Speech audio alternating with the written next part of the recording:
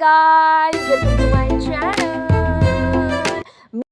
मी आज एवढी आनंदित का आहे, एवढी खुश काय आहे, कारण की जेव्हा काय असते ना, बिग बॉस सारखा शो आपण रोज बघतो, रोज चर्चा करतो आणि एवढे आपण इन्व्हॉल्व होऊन जातो ना त्या शोमध्ये. मतलब तुम्ही अख्खा बघा, अख्खे 3 महिने 2 महिने आपण लगातार आपल्या दिनचर्याचा मतलब सकाळपासूनचे रात्रीपर्यंत आपला 1 घंटा, अर्धा घंटा, 15 मिनिट, 1 घंटा जो बी टाईम आहे तो आपण बिग बॉस शोवर इन्व्हेस्ट करतो आणि आपण त्या शोमध्ये ना एवढे इन्व्हॉल्व होऊन जातो की आपल्याला असं वाटतं की आपल्या दिनचर्येचा भागच आहे, आपल्या घरचाच भाग आहे. आपण रोज बघतो, त्यांना बघतो, असं झालं तसं झालं वगैरे वगैरे. तर आपण एवढे अटॅचमेंट होऊन जाते ना बिग बॉसपासून, लिटरली खूप अटॅचमेंट होऊन जाते. आणि त्याच्यानंतर आपण त्या शोमध्ये एवढे इन्व्हॉल्व होता, मग आपल्याला समजते की यार ते कंटेस्टंट आहेत ना ते चांगले नाही, त्यांना शोच्या बाहेर काढा यार, ते नाही यार आवडत, चांगले नाही यार काढत, म्हणजे काढा त्यांना बाहेर, मला बिलकुल नाही आवडत, असं वगैरे आपलं नेहमी असते. कॉम्पिटिशन, कोण जाणार घरच्या बाहेर, कोण जाणार, खूप काही गोंधळ असते. परंतु फायनली आता सॅटर्डे आलेला आहे आणि नॉमिनेशनसुद्धा आलेले आहेत आणि यावेळेस नॉमिनेशनमध्ये खूप लोकं जाणार आहेत, मतलब 2 लोकं जाणार आहेत, मॅक्झिमम 2च लोकं जाणार आहेत, मला तरी असं वाटते 2च लोकं जाणार आहेत. आणि त्यामुळे आपली आतुरता असते की कोण घराबाहेर जाईल, कोण जाईल नाही. आणि जेव्हा मला कळालं की भाई म्हणजे मी वारंवार ते म्हणतच होती, पूर्ण हप्त्यापासून माझे व्हिडिओ बघाल तर मी एकच म्हणत आहे की घराच्या बाहेर कोण जाणार आहेत, घराच्या बाहेर कोण जाणार आहेत. परंतु ॲक्च्युली आता सॅटर्डे आहे आणि आज एक व्यक्ती बिग बॉसच्या घरामध्ये शोमधून बाहेर काढण्यात येणार आहे आणि ती व्यक्ती आहे म्हणजे ऑब्व्हियसली तुमची आणि माझी न आवडती व्यक्ती, म्हणजे ती आहे म्हणजे संस्कृती. फायनली ससा आपल्या वाटेला चाललेला आहे. फायनली ससा उड्या मारता मारता लवकर पोहोचलाच नाही. त्यांनी कासवाची चाल असते ना, हळूहळू पेशन्सली गेम बघायचं, कोणाला टार्गेट करायचं, कोणाला नाही करायचं, ते न करता फक्त सस्यासारखं जंप करायचं आणि एवढी मोठी जंप मारलेला आहे की त्याच्यामुळे ते आता घराच्या बाहेर चाललेली आहे. कारण की मी सांगते, स्टार्टिंगपासून जेव्हा ती आली होती तर मला सर्वात स्ट्रॉंग फक्त संस्कृती वाटली होती. कारण की ज्या प्रकारे तिने शो केलेले आहेत, ज्या प्रकारे ती बोलत होती, ज्या प्रकारे तिचा स्वॅग होता, ज्या प्रकारे तिचा स्टँड होता, अरे वाटत होता की बाबा हे फाडून टाकणार आहे, मतलब एक्स्ट्रीम लेवल करणार आहे. परंतु तिनं पहिल्याच वेळेस ज्या प्रमाणे स्वतःची चाबी वगैरे हरवली वगैरे, परंतु तेव्हासुद्धा मला वाटला, कारण की ज्या प्रकारे ते विशालला पूर्ण अख्खा रात्रभर, पूर्ण सकाळभर त्याला परेशान करत होती, त्यावरून वाटलेलं होतं की बापरे काय जिद्दीची मुलगी आहे, काही मतलब स्वतःच्या चाबीसाठी काहीतरी एफर्ट्स घालत आहे, त्याला परेशान करत आहे, काहीतरी करत आहे. परंतु पहिला वीक असाच गेला, परंतु पहिला वीक होता आपण सोडून दिला ॲज अ कंटेस्टंट. दुसऱ्या वीकमध्ये पण तिनं मातीच घातली. दुसऱ्या वीकमध्ये तिला फक्त म्हणजे तिला वाचायचं होतं म्हणून तिनं लेटर अनुश्रीला वाचू दिलं नाही आणि स्वतःसाठी तो लेटर घेतला. त्याच्यानंतर तिचा काहीच गेम नव्हता. मतलब तुम्हाला वाटत असेल की काटा ग्रुपकडे असेल किंवा टोळीकडे असेल, तिचा काहीच ग्रुप नव्हता. कारण की आता कसे आहेत ना, ग्रुप वाटलेले आहेत. आता तुम्हाला ग्रुपमधूनच खेळायला लागेल, कारण की ग्रुपमधून तुम्ही खेळाल तर ग्रुपमधूनच तुम्ही समोर जाऊ शकता. तुम्ही इंडिव्हिज्युअल खेळतो म्हणलं ना तर तुमच्या क्रॉस आहे, मग तुम्ही इंडिव्हिज्युअल समोर जाऊच शकत नाही. कारण की ग्रुपचा सपोर्ट पाहिजे, आत्ता तरी सध्या पाहिजे. जेव्हा खूप समोर गेम जाईल आणि 5च लोक वाचतील ना, तेव्हा एक इंडिव्हिज्युअल गेम सुरू होईल. परंतु आता तरी सध्या आपल्याला ग्रुपची गरज आहे. हिने विशालकडे बी आपला विश्वास नाही कमवला नाही आणि काटाकडे बी हिचा विश्वास कमवला नाही आहे. म्हणजे कोणाच्या ग्रुपमध्ये हिचा विश्वास नाही आहे, म्हणजे ट्रस्ट नाही आहे. आणि विशाल ज्या प्रकारे संस्कृतीला वागणूक देते, हड आमच्याजवळ बसूच नको वगैरे, मतलब खूप तुम्ही बघितलं असेल इन्सल्टिंग क्लिप वगैरे, ज्या प्रकारे तो संस्कृतीला ट्रीट करते, मला तुझ्यासोबत बोलायचं नाही, चल निघ इथून वगैरे वगैरे. तरीही सुद्धा ती जाऊन त्या विशालच्या कमरेवर जाऊन बसते, विशालसोबत चुगल्या करते किंवा विशालच्या ग्रुपमधून खेळते. चल अंडरस्टँड की ते विशालच्या ग्रुपमधून खेळते. तिला किती मला सांगा, नेहमी ती म्हणते की काही झालं, किती झालं, काही होऊ दे, मी फक्त विशालचा बदला घेईन. विशालने माझी इम्युनिटी, विशालने माझी कॅप्टन्सी, विशालने माझी चाबी, विशालने माझा गेम, विशालनं तो माझा सर्व खराब केलेला आहे. मला जेव्हा मौका भेटेल मी विशालला घराच्या बाहेर काढीन, घराच्या बाहेर, असे ते नेहमीच म्हणत होती. परंतु तुम्ही आजच्या एपिसोड बघाल ना, आज तिच्याकडे खरं चान्स होता की ती आज तिला जे काय म्हणतात ते मिरची भेटली होती आणि मिरची ते पोपटाकडे गेली होती, तेव्हा तिला एक छान टास्क होता. छान मतलब एवढा चांगला चान्स, एवढा गोल्डन चान्स भेटलेला होता, एवढा सुंदर चान्स भेटलेला होता की ती विशालला कॅप्टन्सी, मतलब त्याच्या कॅप्टन्सी एवढा जवळ आलेली होती आणि विशालला खूप हप्त्यापासून कॅप्टन्सीच पाहिजे. आणि तिच्या असं असते ना, तोंडाजवळ आलेला घास जेव्हा छिनते ना माणूस, तेव्हा जास्त दर्द होत आहे दिल में, तसाच विशालला दर्द झाला असता किंवा दुःख झाला असता. परंतु ते मूर्ख एवढी आहे, एवढी तिचा डोका चालत नाही, त्यामधला बिलकुल मतिमंद आहे मला असं वाटते. तिनं फक्त त्या अनुश्रीला शोच्या बाहेर, मतलब अनुश्रीला कॅप्टन्सीच्या बाहेर काढलं आजच्या एपिसोडमध्ये, फ्रायडेच्या एपिसोडमध्ये. परंतु तिला लिटरली विशालला कॅप्टन्सीच्या बाहेर काढलं असतं तर एवढी मजा आली असती.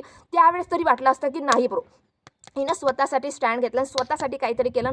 हे आहे स्ट्रॉंग पॉईंट, हे ते याच्या विरुद्ध राहण्याची उभ्याची धमक आहे हिच्यामध्ये, काहीतरी करणार आहे, काहीतरी मजा करणार आहे, काहीतरी करणार आहे. परंतु तिनं ते न करता डमसारखा डिसिजन घेऊन अनुश्रीला कॅप्टन्सीच्या बाहेर काढलं. आणि मग त्यावेळेस सांगाल ना, तो विशालचा तुम्ही चेहरा बघाल ना, विशाल घाबरट होता की अनुश्री म्हणजे संस्कृती मला घराच्या बाहेर मधलं कॅप्टन्सीपासून बाहेर काढणार तर नाही, काढणार तर नाही, काढणार तर नाही, धुक धुक धुक धुक धुक चालू होती. परंतु लिटरली ते डम डम आहे, तिने अनुश्रीनं बाहेर काढलं आणि विशालला तसेच तसे ठेवलं. त्यामुळे विशाल हा कॅप्टन बनलेला आहे पुढच्या वीकमध्ये. कधी तिनं विशालला काढलं नसतं तर तिचा गेम दिसला असता.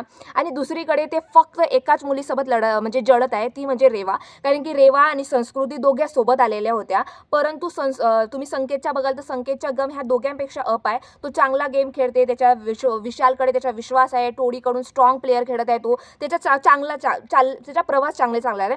परंतु रेवा आणि तुम्ही दुसरी बघा संस्कृती बघाल, ह्या दोघांची कट्टर चालू आहे. परंतु रेवा हळूहळू रेवा अप झालेली आहे आणि ससा तिथंच राहिलेला आहे. परंतु सशाला आता खूप जेलेस होऊन राहिलेला आहे रेवापासून. कारण की रेवाचा काहीतरी दिसत आहे, मतलब राकेश सोबत म्हणा, राखी सोबत म्हणा, किंवा त्या काटा ग्रुपमध्ये त्याचा थोडा विश्वास आहे तिच्यावर, काहीतरी म्हणा, काहीतरी हिच्या लुकबुक चालू आहे. परंतु ह्या मॅडमच्या गेम काहीच नाही आहे, ना इकडेची आहे, ना तिकडची आहे, ना इकडची आहे, ना काहीच नाही. आता तिच्याकडे एकच होता की मी फक्त रेवापासून जेलेस होते, जेव्हा क्लिअर समजत होता की ते फक्त जेलेस आहे, तिला रेवाला नॉमिनेशनमध्ये घालायचं होतं. आणि दुसरीकडे तिला वाटत होता की राखीला नॉमिनेशनमध्ये घाला, कारण की राखीला नॉमिनेशनमध्ये घाल्यानंतर माझे वाचण्याचे चान्सेस आहेत. रियली ब्रो, मतलब कहाँ से हजम करूँ मैं ये सब चीज़ें भाई तिला असं वाटत आहे की मी राखीला नॉमिनेशनमध्ये घालीन. म्हणजे ती रेवाकडे राखीची पार्टी होती आणि ती राखीला म्हणजे रेवाला कन्व्हिन्स करत होती की तू राखीला घाल, म्हणजे राखीला घालून तर आपल्या वाचण्याचे चान्सेस जास्त आहेत. मतलब वॉट, राखीची एवढी फॅन फॉलोइंग आहे, राखीला एवढे सपोर्ट करणारे लोक आहेत. राखीपेक्षा तू मतलब एवढ्या खालची आहेस ना, म्हणजे राखीच्या बरोबरची पण नाही आहेस तू लिटरली. मतलब तिच्या डोकाच नाही चाले मला असं वाटते. आणि अशा डम गेमामुळे आणि अशाच मूर्खपणामुळे तिच्या लोकांना लिटरली ते एका हप्त्यातच बोर वाटायला लागली, किंवा लोकांना पसंत नाही आला तिचा गेम, किंवा लोकांना वाटला की नको आता हिला काढा, हिचं काही गरज नसे. म्हणून अशा रीतीने तिचा प्रवास संपलेला आहे आणि ती शोच्या बाहेर निघालेली आहे. आता जो दुसरा कंटेस्टंट आहे, दुसरा व्यक्ती आहे जो घराच्या बिग बॉसमधून संडेच्या एपिसोडमध्ये घराच्या बाहेर निघेल, तो म्हणजे, आणि त्याच्यामुळे मला एवढा आनंद झाला आहे, मतलब एवढी तृप्ती भेटलेली आहे, एवढा मनोरंजन, मतलब एवढा चांगला वाटत आहे. आणि त्याच्यामुळे माझ्या चेहऱ्यावर एक्स्ट्रा ग्लो आला आहे का तर मला प्लीज नक्की सांगा. 2% मायनर पर्सेंट मॅक्रो पर्सेंट मतलब त्याच्यापेक्षा कमी मुंगीपेक्षा मी एक्स्ट्रा सुंदर दिसत आहे का मला सांगा. कारण की आपण जेव्हा आनंदित असतो तेव्हा आपण सुंदर आणि अजून छान दिसतो, म्हणून मला असं वाटते, म्हणून मी विचारले तुम्हाला. प्लीज मला नक्की सांगा. आणि मला लिटरली एवढा आनंद होत आहे जेव्हापासून मी ह्या वीकची सुरुवात झाली आणि ह्या वीकमध्ये सागर कारंडे नॉमिनेशनमध्ये आला, रेवा नॉमिनेशनमध्ये आली, दीपाली नॉमिनेशनमध्ये आली, तेव्हापासून लोकांचे खूप चर्चा चाललेल्या आहेत की ह्या तिघांपैकी कोण घराच्या बाहेर जाणार. परंतु मी पहिलेच आपल्या व्हिडिओमध्ये सांगितले होते की मला प्लीज सागर कारंडेला बाहेर काढा. कारण की त्याचा मत नाही आहे, त्याची पर्सनॅलिटी नाही, त्याचा स्टँड नाही आहे, त्याची काहीच नाही आहे, त्याचे कोणाचं फ्रेंडशिप नाही आहे, मानेचा कणा नाही आहे, फक्त विशालची पूज बनलेला आहे, कुठं नको तिथं आवाज काढते, काहीही नाही आहे त्याचा, लिटरली नथिंग, काहीच नाही आहे. जेवढा प्रेम मी त्याला करायची कारण की चला हवा येऊ द्या तेव्हापासून मी त्याला बघत, आणि लिटरली एवढा आनंद झाला होता जेव्हा तो शोमध्ये आलेला होता. आणि एवढा आनंद वाटला की हा काहीतरी करेल, मजेदार करेल, काहीतरी कॉमेडी करेल, काहीतरी पंचेस मारेल, एवढा मनोरंजन करेल, गाजवून टाकेल शो. परंतु ह्यानं पूर्ण अशा सन्नाटा केला नाही त्या शोमध्ये. फक्त एका विशाल नावाची पूज बनलेला आहे, आणि एवढी स्ट्रॉंग पूज बनलेला आहे की त्याला सुद्धा कळत नाहीये की मी एवढी मोठी पूज बनलेला आहे. जेव्हा तो घराच्या बाहेर निघेल आणि जेव्हा तो असा शांतपणे बसला राहील आपल्या मुलीसोबत, आपल्या मुलीला जवळ घेईल, चला आज आपण सागर कारंडेची पूज बघूया, त्याला असं वाटेल की ओके, मतलब लिटरली मी पूजच झालो होतो, म्हणजे माझ्या स्वतःचे काही मतच नव्हते. आणि तेव्हा तो त्याला कळेल आणि मग तो आरशात बघेल, का रे सागर कारंडे, का रे तुला अक्कल नव्हती का रे, तुला का बुद्धी नव्हती, तू कसा काय गेम खेळलास, तू कसा काय केलास. तेव्हा रडारड होईल त्याची चालू. 1 घंटा 2 घंटा 4 घंटा 5 घंटा 10 घंटा रडत बसेल आणि मग म्हणेल झाला सागर कारंडे, आता रडून झालं हद झालं, ठीक आहे झालं तो झालं, शो खतम झाला, असं करेल.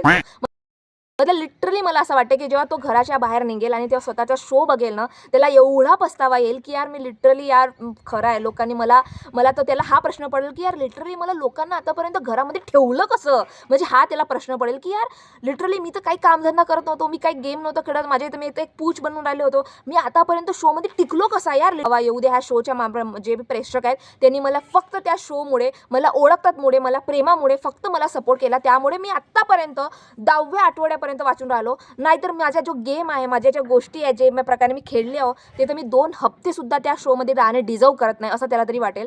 परंतु मी सांगते, रेवा म्हणा, दीपाली म्हणा आणि सागर कारंडे, परंतु जेव्हापासून हप्त्यापासून माझ्या कॉमेंट सेशनमध्ये म्हणा किंवा रील्समध्ये किंवा कॉमेंट सेशनमध्ये जिकडे-तिकडे तुम्ही बघाल, एकच नाव दिसत आहे, तो म्हणजे की सागर कारंडे, सागर कारंडे, सागर कारंडे, सागर कारंडे. बाहेर काढा, बाहेर काढा, बाहेर काढा, बाहेर काढा. आणि ज्या प्रकारे तुम्ही रेवाला बघाल, तर रेवाला बघण्याला इंटरेस्टिंग वाटत आहे, कारण की विशाल पण तिला खूप भाव देते, राकेश सोबत तिचा लव्ह अँगल चालू आहे, राखी पण तिला भाव देते आणि त्या ग्रुपमध्ये काटा ग्रुपमध्ये चांगली मिक्स झालेली आहे. तर रेवाचे चान्सेस जाण्याचे खूप कमी आहेत. आता तुम्ही म्हणाल दीपाली म्हणाल, तर दीपाली नाही जाऊ शकेल, कारण की दीपालीला आय नो की जाऊ पण शकते. आणि तुम्ही चांगल्या रीतीने बघाल ना, तर ॲक्च्युली तिची सागरपेक्षा इंडिव्हिज्युअल पर्सनॅलिटी आहे. ते स्वतःचे मतं करते, स्वतःचे काड्या करते, जो बी झगडा करते, जो बी काय करते, परंतु तिची स्वतःची इंडिव्हिज्युअल पर्सनॅलिटी दिसते, स्वतःचे मत दिसतात, तिची लढाई करते, स्टँड करते, स्वतःचे मुद्दे असतात, असं दुसऱ्यांच्या मुद्द्यामध्ये घुसत नाही ती.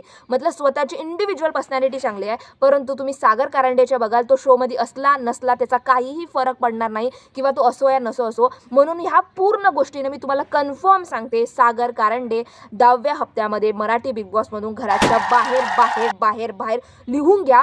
कारण की खूप मला नाही वाटत, जिकडे तिकडे पाहतो सागर कारंडे, सागर कारंडे, आणि ज्या प्रकारे तो गेम खेळत आहे, ज्या प्रकारे तो पूज बनलेला आहे, एकही स्वतःच्या स्टँड नाही, कॅप्टन्सीमध्ये टास्क नाही, कॅप्टन्सीमध्ये त्याच्या गड्यामध्ये राकेशची पाठी होती. विशालनं काही म्हटलं नाही म्हणून राकेशची पाठी घातलं नाही. जेव्हा वेळ आली तेव्हा त्यांनी स्वतःच्या बिलकुल आखरी वेळेस स्वतःच्या मत ठेवलं, स्वतःचा काही स्टँड नाही आहे, कसा गेम खेळला पाहिजे, काय करायचं आहे. तो म्हणते की प्रभू, जेव्हा कुत्रे आणि मांजराचा तो गेम चालू होता, तेव्हा माझा प्रभू खूप चांगला मित्र आहे, प्रभू माझा खरा मित्र आहे. परंतु प्रभूसाठी सर्वात घाणेरडा वागणारा व्यक्ती जो असेल ना, तोच सागर कारंडे आहे. त्याला चिल्लावणे, एखादा व्यक्ती दबत आहे ना म्हणून आपण आपला आवाज मोठा करणे आणि चिल्लावणे, वारंवार त्याला वाईट वाईट बोलणे, तो म्हणजे सागर कारंडे. तुम्ही आजच्या बिग बॉसच्या मतलब फ्रायडेच्या तुम्ही बिग बॉसच्या एपिसोड बघाल ना, तुम्हाला लिटरली वाटेल की यार विशाल तिकडे रडत होता की माझा बालपण प्रभूमध्ये दिसते वगैरे वगैरे, तो काहीतरी इमोशनल नाटक काहीतरी करत होता. त्यावर सागर कारंडे खूप मोठा आवाज करते, अरे एवढाच आहे तर घराच्या बाहेर जाणं आणि घराच्या बाहेर गेम वगैरे खेळ. अचानक त्याचा एवढा मोठा आवाज कसा काय झाला, जेव्हा तू प्रभूबद्दल इमोशनल होत आहे, प्रभूबद्दल काहीतरी चांगला बोलत आहे किंवा प्रभूबद्दल भावनुक होत आहे,